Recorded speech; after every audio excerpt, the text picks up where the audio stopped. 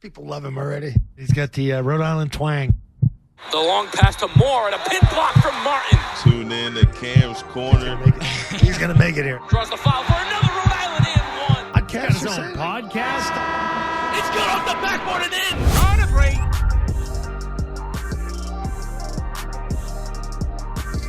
All right, we're back, guys. Welcome back to another episode of Cam's Corner, Season 4, Episode 9, Episode 109. We've got a very special guest today. If you guys haven't been following my journey, though, I've been out in Missouri right now pursuing a career in sportscasting. I'm from Rhode Island. Today's guest is also from Rhode Island, originating in North Providence, a Duke University alumni. Drafted into the MLB by the Kansas City Royals. So in Missouri, kind of like myself, but with the Arizona Complex League Royals right now playing rookie ball. Nick Conte. Nick, thanks so much for hopping on, man. Yeah, man. Appreciate you having me. Yeah, for sure. And like I said before we started recording, I love the Rhode Island ties. Whenever I get to connect with the Rhodey guys that are doing stuff big and really putting on for the state. So I always start off my podcast asking everybody, Rhode Island native or not, the passion for what you do, where that all stemmed from. So class of 2024, like myself, so the same age, growing up in North Providence. Just talk about playing ball there and where you grew a passion for baseball. Yeah. I mean, I played 3 sports growing up. I played football, basketball, baseball growing up. Stopped playing football at a young age and then played basketball into high school a little bit. And then just decided it wasn't my passion and I wanted to pursue baseball because, I felt that I could take it to the next level. And that's kind of where my passion grew from. My older brother, he was one of my role models, and following him growing up, playing baseball, I just grew to love it so much. I was around it all the time. My dad actually, he was the president of the North Providence Little League for a few years when I was in the Little League. So I was just always at the field, man. So I just grew to love it so much. But yeah, and then getting to high school, I was able to play varsity as a freshman, which was awesome, and got exposed a lot to the college recruiting process at North Providence and also with my summer ball team. And then, I was fortunate enough to, travel around the East Coast, go down to Florida, Georgia, Alabama, North Carolina, playing some cool tournaments and get recognized by some schools. And eventually the coach at Duke saw me play and loved what he saw and, offered me the opportunity to go there and play. And that was basically it. Yeah, we'll get into all that. I mean, because the story is pretty cool. And I know this year yourself and 2 other Rhode Island natives got drafted as well. We'll get into those guys too. But so I'm from Johnson, like I told you. I think if my memory serves me right, that we played middle school ball against each other because you went to Birchwood, right? Yeah, 100%. Yep. Yeah, so we definitely battled up against each other in our middle school days. But was it tough to pick from playing 3 sports, or was baseball just your first love? I think baseball was just my first love. I was always involved in it. Like I said, my dad was president of the Little League, so I was always at the field. But yeah, no, I mean, I love playing basketball as well. I always just I caught on quick with sports like that and basketball and football, but just didn't love playing them. So I was just I just want to pursue baseball and just get as good as I possibly can at it. Yeah, and I remember at the time you were a pretty big name in the state as far as baseball players go, and of course for your position you were a pitcher. But when did it all really hit you that you could take it to the next level? Because we'll get into the COVID stuff, and I know that your senior year was cut short in North Providence, but to be considered one of the top in the state and to have all those eyes on you at a young age is pretty surreal, especially in the smallest state in the country. So just talk about for yourself, mentally, when you realize okay, I can really turn this up a notch. Yeah, I would say the very first opportunity where I was oh wow, I could do this at the next level was I was at a showcase in Alabama, and this is actually where the Duke coach saw me throw. It's one of the biggest showcases on the East Coast for juniors going to be seniors, and I pitched well. But the thing was, I went there as the only guy out of probably 150 guys who were uncommitted. All the other guys are all committed to Power 5 schools. So I went there as an uncommitted guy, and I played well and got recognized by Coach Pollard at Duke. And after that, kind of just started hearing a bunch from some pro teams going into my senior year, which I was not expecting. And then like going up until the spring of senior year, before COVID happened, obviously, like I was talking with some teams, had some home visits with some professional teams. They come and like kind of get to know your family, get to know you. So that's kind of when I realized like, oh, I could do this at the next level. Like there's a chance I could get drafted out of high school. And I think if the draft wasn't shortened in 2020, because the draft before used to be 40 rounds. And when COVID happened in 2020, they shortened it to 5 rounds. So I think if that draft never got shortened, I would have had a good chance of getting drafted out of high school. And hopefully, I would have pitched a full senior year at North Providence and pitched well. But everything happens for a reason. And then obviously went to Duke, and being surrounded by a bunch of other guys who have the same goal as you to make it to the next level, definitely like it helps. It was a big thing for me, like being surrounded by those guys who have the same motivations as me. So that was huge. And then like just continued from high school to college, continued to develop as a player and like hone in on like my ability and just get better. And Duke was a good spot for it. They got really good facilities and really good coaching staff. So they helped me a ton too. And and kind of from there, just the goal is to make to the next level. Yeah, and I wasn't really too familiar because, I mean, when I was in like high school and middle school and stuff like that, I obviously didn't really know what I wanted to do for a career, but I always knew I loved sports and knew I wanted to work around sports. But since that point when you almost got drafted in that year, I feel like ever since then, like the Rhode Island scene, as far as baseball players, athletes in general, have just like been put on the map and like just a rapid pace. Like you see, like last year, someone like Alex Clemmie went in the 2nd round. This year with yourself, 2 other guys in the 8th round. So like that trend of Rhode Island athletes getting to the next level is like a thing, and it's super cool to see and be a part of, and be from that state and be proud to represent Rhode Island at the professional level. But what would you say for yourself that besides obviously clocking in at like 98 separated you from the competition, whether it was that showcase that you were at, other kinds of teams like AAU travel teams that kind of help you put on the map? How did you see like your I guess your stock like excel outside of you just being a player? Yeah. I think like the one main thing, like you said, was like the velocity. Like for me, I always threw hard. Even in high school, like I was up to 95 in high school, and I think that kind of gets you recognized off the bat. Like coaches, scouts, they see that like, oh, this guy's got potential. But then on top of that is like being able to throw multiple pitches, right, and have them be above average pitches. So like another thing that I always did well was I threw a really good slider and moved a lot and just like got a lot of swing and miss on it. So that was something that coaches saw and they really liked seeing out of me. But yeah, honestly, like the velocity is definitely like a big piece of it, especially at a young age for me. Like I was throwing hard. That got me on the map, like got me recognized. And then I think that gets you recognized for college. But then as you get into college, it's more so like honing in on those pitches and being able to throw all those pitches for strikes as well. Getting really good at that, because without throwing the strikes, like you're almost useless. You know what I mean? Like being able to execute those pitches in the zone, and that was something that later on in my college career I kind of honed in on and got really good at. And I think that's what separated me as well. Who were some of the coaches at that time that guided you through that to make sure that you were ready for the next level? Yeah, I always say like it takes a village, and I worked with a bunch of different people, both at Duke and then in Rhode Island as well. Pitching coach at Duke, Brady Kirkpatrick, he came on my junior year. So the year I got hurt, he came to Duke and he turned that pitching staff around, which was awesome to see. And this year, senior year, same thing. We had a really good team. We pitched well as a staff, and he did a really great job helping develop me. And then some other guys, I would say, from Rhode Island. John DeRoyan, he used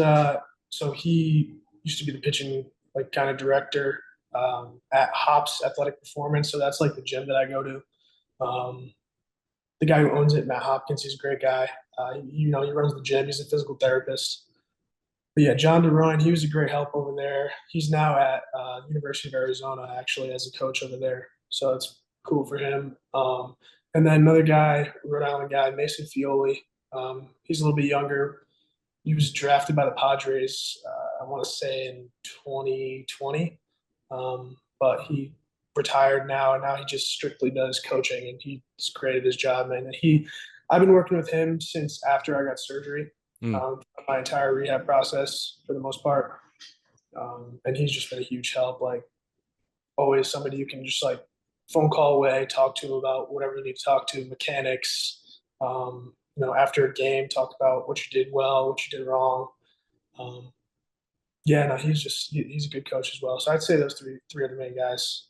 Yeah, and I'm sure those guys carried that that coaching all the way to the draft process and now into your career. But outside of coaching, I always love asking athletes like their role model growing up, like a player that you watched growing up, and if you ever had an encounter with an athlete that kind of like was like a starstruck moment for you. I wouldn't say like an encounter with an athlete, but I think growing up, I used to love watching Dustin Pedroia play. Obviously, he's not a pitcher, but like I used to be a shortstop, like second baseman. I played middle infield and hit, and I loved watching Dustin Pedroia play. Like super gritty guy, like all the hustle in the world, and just really like cool to watch him play. Especially he played for the Red Sox. I'm a big Red Sox fan, so awesome watching him play. I never got to meet him in person at like a Red Sox game or anything. I wish I did, but like I think as I've even like gotten older and grown to appreciate baseball more, like I've grown to appreciate the way that guy used to play. Like it was just cool watching him play. So yeah. Yeah, especially coming from New England and then growing up in those Red Sox eras in the early 2000s as a kid. I mean, how can you not like? I mean, I always say to people like I'm from Rhode Island, I'm from the New England area, but I'm a big New York sports fan. So it's like that rivalry there, but it's cool to see like those guys and be able to be like, okay, I was able to watch that at that era, like something similar like Tom Brady and how he's like the greatest player ever in football. But for yourself, again, backtracking a little bit, senior year was cut short for North Providence. You weren't able to play senior year, but still had that attraction with Duke. I wanted to know like that COVID process, having a school like that of that tier, still be interested even without a senior year. One, that decision process, and two, what were the other types of schools looking at you at the time? Yeah. I always tell guys, like, tell other people that ask me, like, the recruiting process for me was super, it was kind of slow the way it happened. I think part of that is also like coming out of Rhode Island, being a small state and like not having like super high level, like Division I baseball, like some other states do, like the Florida, the Georgia, those states. But like I said before, like I think I put myself on the map with the summer ball that I used to play for. I used to play for a team that was L&M baseball. They're still summer ball team now. The coach there is great, but they got us down to like those really good tournaments where you get recognized by scouts. And I think like at the time, I was getting looked at by some other good schools. Like I was talking to a lot of like Ivy League schools because I was super like bought into going to a really good academic school, and some other schools I'm trying to think. Like I think the only other ACC school that recruited me was like Virginia Tech, which is a good school. Tulane University was another one. Stetson University, and then a lot of the local schools around Rhode Island, Massachusetts, Maine. But yeah, I knew that I wanted to play like at the highest level in college baseball. So it's like Power 5, like ACC, SEC, that idea. So yeah, and then like to follow up, you're asking like how COVID kind of affected everything. Yeah, like that process. I mean, of course it's tough, but you still had all that attraction. Like, what was that time like for you? You talking about before I got to Duke or after? Before the whole commitment process and everything. Yeah. Okay. Yeah. So like I ended up committing before COVID kind of like happened. I think I committed August before my senior year. So COVID wasn't really a thing yet, but so you were well into your senior year knowing that you were going to go to Duke before the season even started. Yeah. I signed my like letter of intent to Duke in like November of I forget what year, 2020, I think. or 2019. But yeah, no, my whole entire senior year, I had been committed to Duke. Um, but I think I still had that interest of like, if I get the opportunity to play professional baseball, like I'm going to take that opportunity. Because I think the earlier you can get with a team, like they value age a lot nowadays, especially in professional baseball. And like the younger you can be, the more time you have to develop. And in like the minor leagues, that's what they do best is develop guys, like even better than colleges do. Yeah. So if that was another thing that was like, in my sight was like, I wanted to, if I got the opportunity to play professional baseball, I was going to take it. So yeah, and I knew my whole senior year that I was going to be going to Duke. But it still stunk, obviously, that it got shut down because of COVID. Didn't have that senior spring to go throw and get looked at by more professional teams, ideally. So yeah, if that senior year were to happen, I mean, you probably would have had a solid chance of getting drafted right out of high school. And in your mind, again, with that as a possibility before COVID hits, and then knowing that you're going to be going to a powerhouse school like Duke, how surreal is that feeling? Because you seem like all the interviews that you've done, everything, the articles I've read, you seem like a very, very humble guy, humble athlete. I mean, for me, like an outsider looking in, it's like, oh my God, if I was in that position as an athlete, I don't even know where my headspace would be. So for yourself, a junior and then now a senior, like what's your headspace like before everything kind of happened with COVID once it started? Yeah, I mean, I was just super grateful that like a school like Duke like had interest in me because, like I said prior, like I hadn't talked to a ton of other schools. Duke was a dream school for me, so like having the opportunity to go there and play baseball and also get the degree from there was like a dream come true. So like I knew that I had to be humble about it and not brag about it or anything like that. And I've never been that way. I've always been humble and like I just wanted to get the most out of the opportunity. Yeah, and it was always pitching, of course, but you said you played shortstop a little bit before pitching was your main thing. But when did you make that switch, and how did you make that switch? Yeah, so I actually got recruited by Duke as a two-way. So I went there as a pitcher and then infielder. Got to campus and like I'd probably say like a month into the fall of my freshman year, which is kind of when things start to ramp up in the fall because we do like almost have like a half season in the fall where we play like 20, 30 scrimmages, inter squad games. But yeah, that's when things kind of started to ramp up, and I was doing both, playing infield, hitting, and pitching, and it was just like too much on my arm. I just had like a few setbacks with my elbow, and decided it was time to like kind of hang it up because I knew that my future was going to be in pitching. Yeah. So yeah, it was a pretty easy decision for me. Obviously, it sucks because that was something I've been doing my entire life and had a passion for. But yeah, no, I just knew my future lied in pitching. Yeah. Do you have like a welcome to, like, outside of baseball, do you have a welcome to Duke story that you can remember? Like getting on campus and being like, wow, I'm actually here. I'm trying to think. You can't think of like campus. Yeah. If you can't think of campus, think of like baseball, like that welcome to college moment type. I'd say campus probably like going to my first Duke basketball game. Yeah. That was an awesome experience my freshman year. I want to say it was like Georgia, if it's Georgia State, I think. It was like one of the earlier games in the year. But yeah, it was still awesome experience. And then obviously going to games every year at Duke, basketball games is awesome. For baseball, what was that like? You're welcome to college baseball moment. Baseball, yeah. I'm trying to think, man. I would say my honestly like my very first outing as a freshman. We were at Coastal Carolina. It was like game 3 of a 3-game series against them. And I wasn't like too high in the depth chart at the time. Like I was a freshman, like not a lot of the freshmen were. And I think I went in like the 8th inning, like bases loaded, 2 outs. We were up like 1 run. I ended up getting us off the field with a tie game, which was like better than you can ask for with bases loaded. And then I was like, oh, I'm done. Walked in the dugout, and they were like, you ready for another inning? And I was like, oh shit, all right. So I go back out for another inning. Went out there like 1, 2, 3 inning, which is cool. And then they were like, you want to go out for another inning? I was like, oh, all right, I guess so. Yeah, sent me out for another inning. Got into a little bit of trouble, and then guy behind me picked me up, which was awesome, and we ended up winning. But yeah, that was an awesome first like debut for me as a freshman.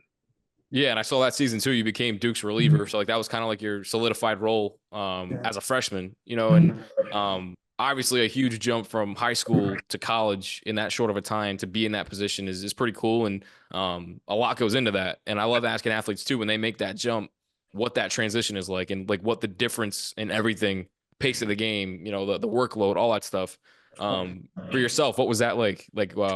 And then again, winning an ACC championship too. We'll talk about that game as well. But one, to start off, like your mindset and how you felt things changed so rapidly from high school to college. Yeah, I would say, like you just mentioned, the big change from high school to college is like the pace of the game. It's a lot quicker. Guys are a lot stronger, faster. Pitchers throw harder. Hitters are a lot better. That was a big change for me. Definitely, like trying to get used to that.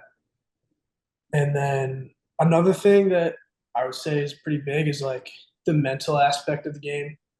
I think coming out of Rhode Island and like being one of the top guys out of there, you have the confidence that like, oh, you're some of the best around. But then when you get to college, it's like everybody's just as good or even better than right. you. It's like it's definitely takes getting used to, and it's like you have to be able to handle the thoughts that come in your head throughout the season. Like you're not getting some playing time here or there. Like it's definitely a mental game. People say it's a mental game. It is. And that was something that as a freshman, I wasn't prepared for. And I wish I had prepared myself better for it. But I think in the long run, it's helped me a ton that like I was able to grow from it. And now like my mental game is in a really good spot. Yeah. And that process too, again, we talked about from your freshman year, how things happen so fast. You become the reliever, and you said your first outing, like that really kind of puts you on the map as far as the depth chart goes. What's that process of like kind of trying to climb the ranks and really solidify your spot? I guess physically and mentally, like what that did for you and how that process came about too. Yeah, no, it's definitely tough. Like you're competing against your teammates, which sucks. Obviously, like you're rooting for all your teammates to do well, but the coaches have their viewpoints on things, and like if you're pitching well, like you're gonna move up the depth chart and you're gonna be one of the guys. But like if you have one bad outing and you don't bounce back well from it the next outing, like you're gonna be way down the depth chart for weeks, and it's like, oh, you're wondering when you're going to get that next opportunity. That's definitely like a tough aspect of of college baseball. Yeah, you just got to be able to handle like those opinions of others and the opinions of your coaches, and just go out there and trust that you've put the work in prior, and you're going to go out there and succeed because you put the work in. And that was something that I've grown to like trust more, and as I've gotten older. Yeah, for sure. And obviously doing that, I mean, competing in an ACC championship, that's kind of like you said, Duke was your dream school. The ACC championship is another goal, and all these dreams and accolades, they start coming to life for yourself. So that season was a great way to welcome yourself into the system, welcome yourself into the university, to cap things off with Duke, well, that season rather. Talk about that championship game. Your mindset through it, the pace of the game, and how things, of course, ended out when you guys won. Yeah, so you're talking about my freshman year, because I've got Yeah. you've got 2 ACC championships. Freshman now. year, yeah, freshman year. Yeah, freshman year. So yeah, I mean that ACC championship my freshman year was definitely interesting. Like we were on, I want to say like an 8-game winning streak going into the ACC championship because we had swept our last 2 regular season series of the year against Virginia Tech and Clemson, I think. So we were like hot going into that. And the coaching staff kind of just like rode like the pitchers that were hot. And I think we ended up, I didn't end up pitching in the ACC tournament, which, obviously it sucks, but like we were winning games. So like they're not going to change what they're doing. I think we only used our 4 starters in our 4 games. And then I want to say 3 bullpen arms that we used in every single game. And they threw like a bunch.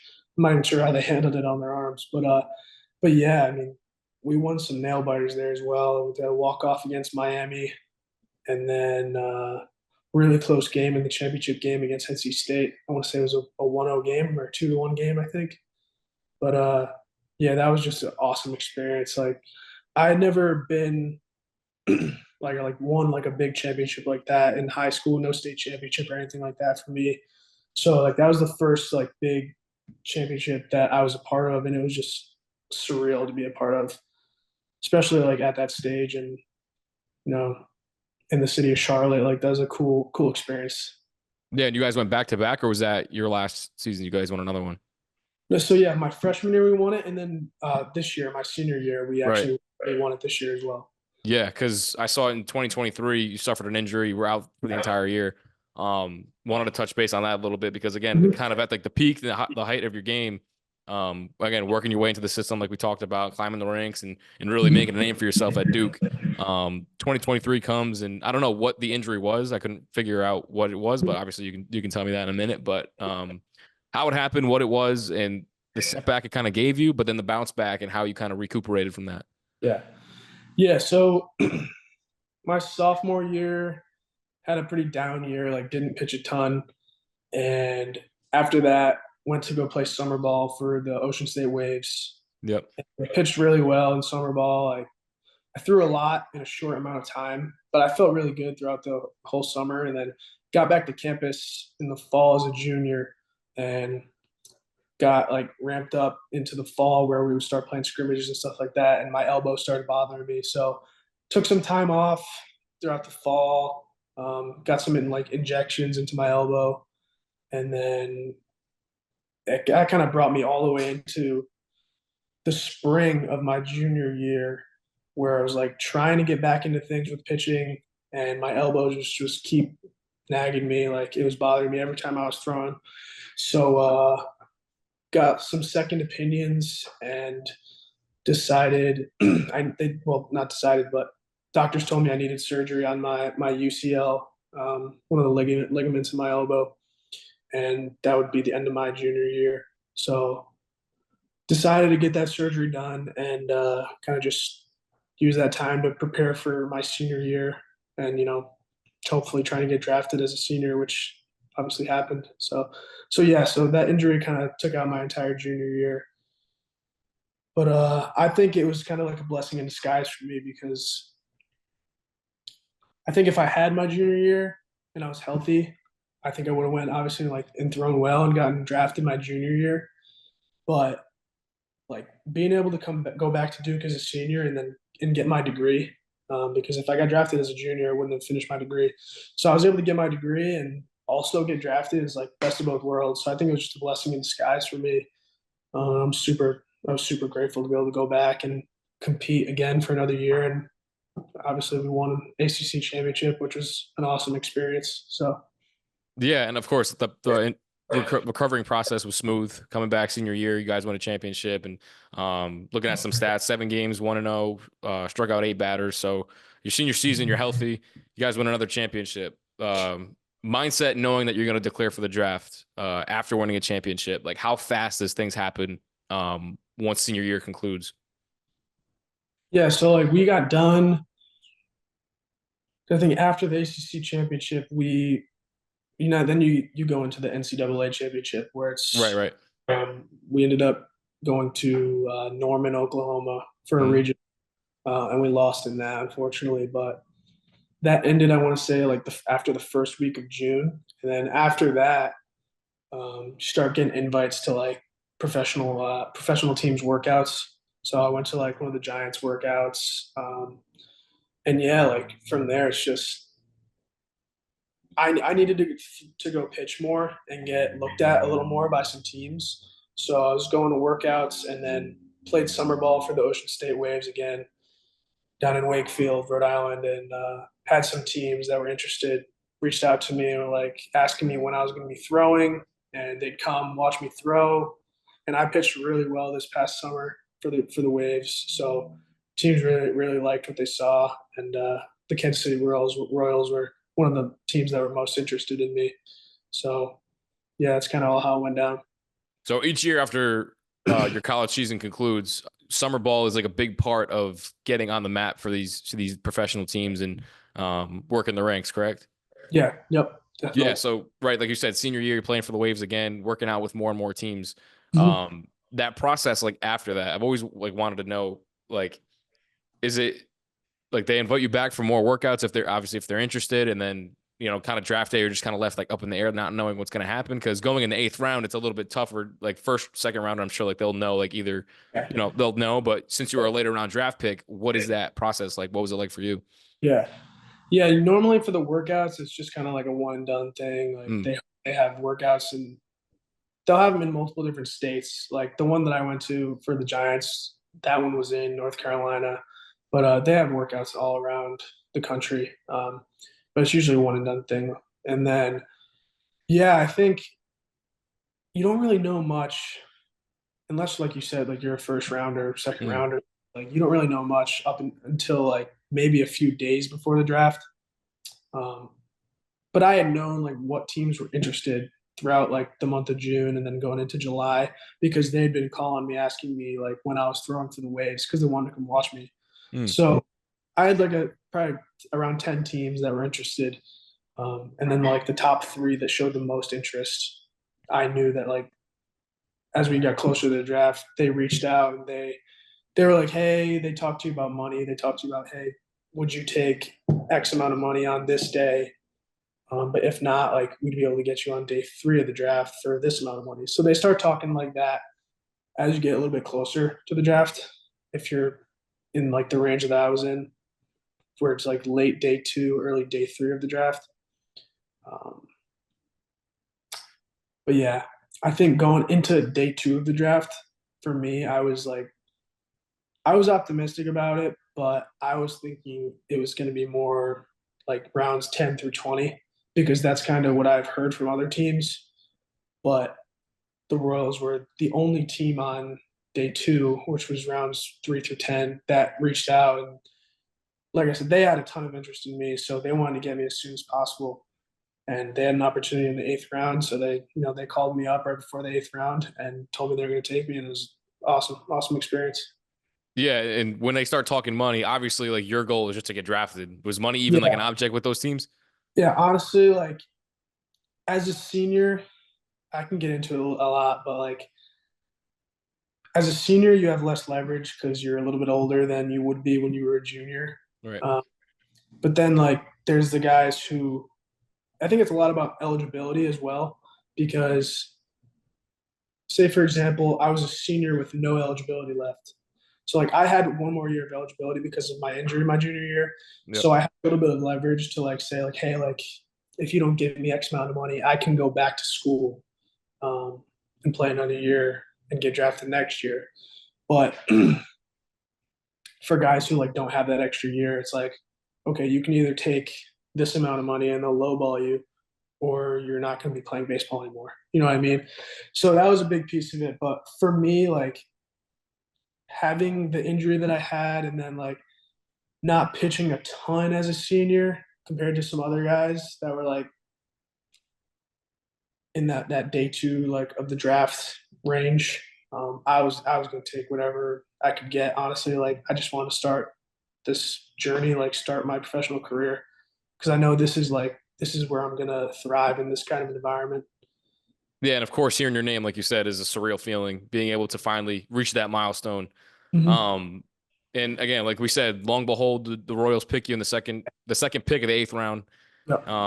Along with 2 other guys from Rhode Island, Jaden Volker from Coventry and Ryan Andrew from Middletown. Played at Rhody, which is crazy too. Yeah. And so one, I guess to start off, draft day comes, you get picked. Run me through your emotions and like what it was like being surrounded by your family, or what that scene was like once you finally got drafted.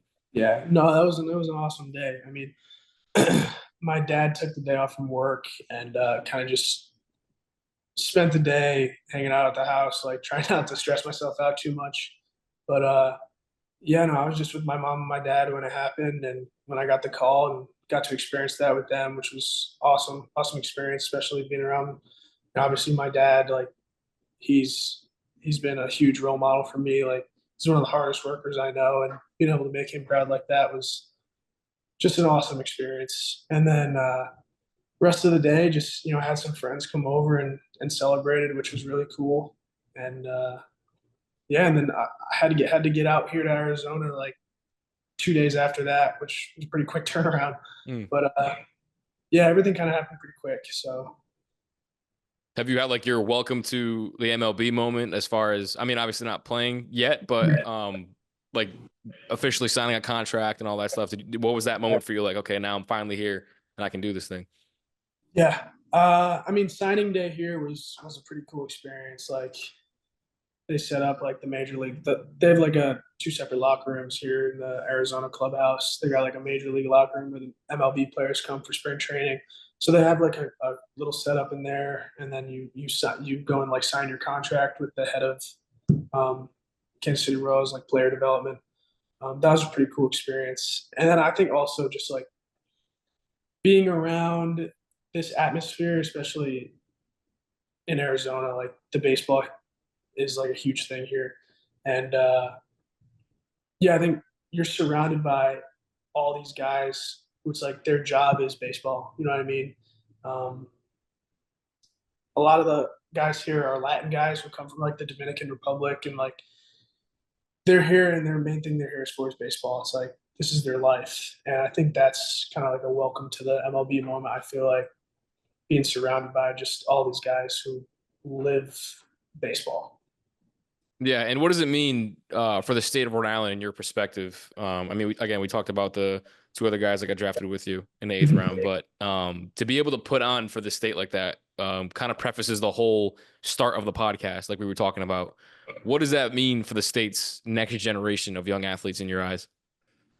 Yeah, I mean, I just want to be able to be a good role model for those younger guys and just make Rhode Island proud.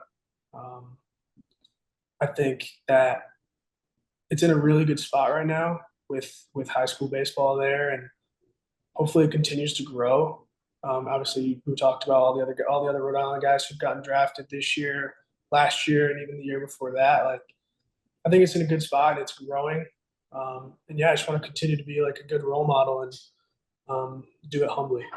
Yeah, like for myself, I worked with Channel 12 in 2023 in the summer. Mm-hmm. So I was like an intern reporter, and I would follow around Sam Knox at the time. Yeah. Great guy, he's awesome. Yep. But I would follow him around to all these different events, and a lot of the stuff we did was Patriots. But we covered Alex Clemmy, like I told you. We kind of went through his whole workout process. We went through the draft process with him, and I was actually coming from my other job at the time. And it was like, we're covering Clemmy at the draft at his house. Can you meet us? And I'm like, of course. So after I go and work, I come down to Clemmy's house in Middletown. Yeah. And Sam and the other intern that he was with that took the station car was like, Cam, we got to go to something else. We got to put stuff in for like the later PM news. Can you stay here and film the reaction when he gets drafted? And I'm like in a house with a bunch of people that I don't know. And I'm like, this kid's about to get drafted into the MLB, and I have the opportunity to interview him right after it happens, get his reaction. And like that whole process was amazing. And it kind of put me in a perspective. Like, you guys go through so much before that happens. And this kid didn't even play. Like, he was committed to Vanderbilt and didn't even play. Like, he right out of high school.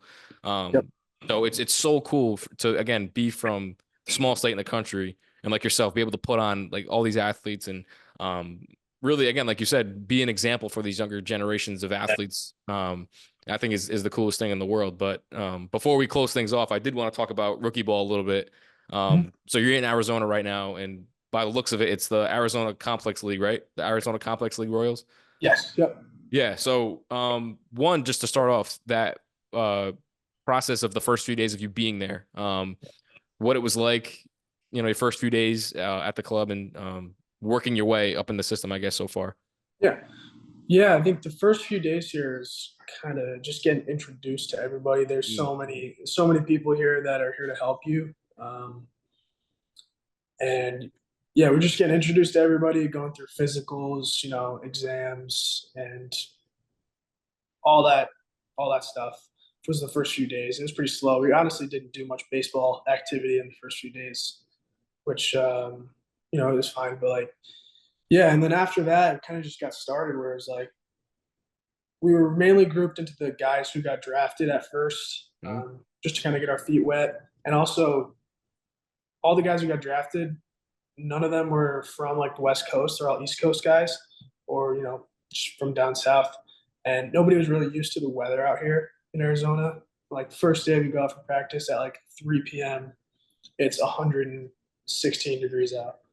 And it's like they purposely put us out there at 3 p.m., hottest time of the day. Yeah. And we went out there for like a half an hour and like practiced. But yeah, they're just trying to get us used to the weather out here.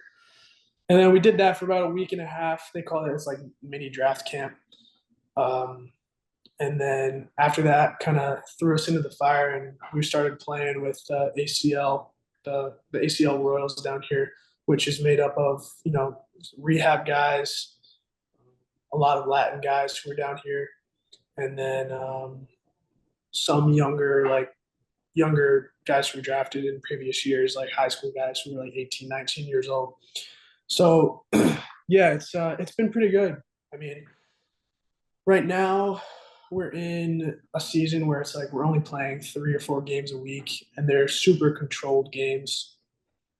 It's not really like you're at like a single A, double A, or triple A affiliate where it's obviously it's more organized, and they're competing for like postseason baseball in the minor leagues. Here it's a lot more about development and getting guys better. And yeah, I think I'll be here until the middle of October. They have what's called Instructional League that starts up in about 2 weeks, which is just another name for like a mini season where they just play games a few days a week. And it's really just all about developing guys here. And I think that's a huge thing for me, and then also for the other draft guys who are here as well. Yeah. So you've been out there for like a few weeks, almost a month?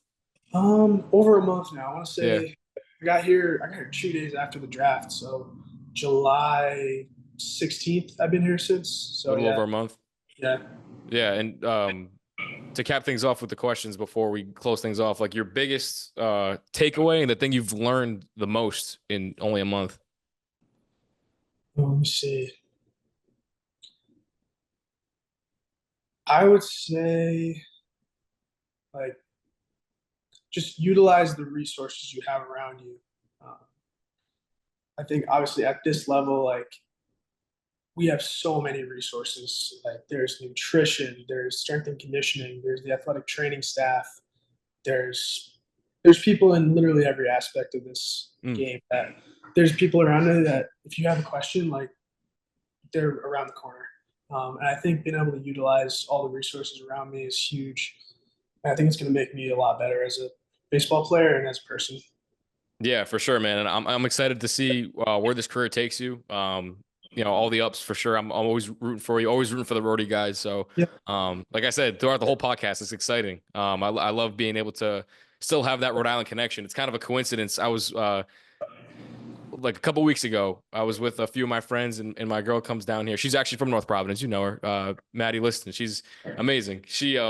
They all came down and were visiting, and we went down to Arrowhead Stadium, and right across Arrowhead is where the Royals play.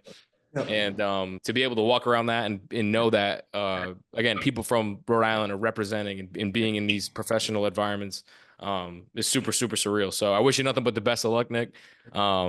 Episode 9 of season 4, 109 overall on Cam's One Corner. So keep following on all social media podcasts. Any socials you want to plug, Nick, for the fans watching? Instagram nconti25, Twitter nconti25. Gotcha. I appreciate you, Nick, and keep tuning into Cam's Corner, guys. We'll see you guys in the next episode. On a break.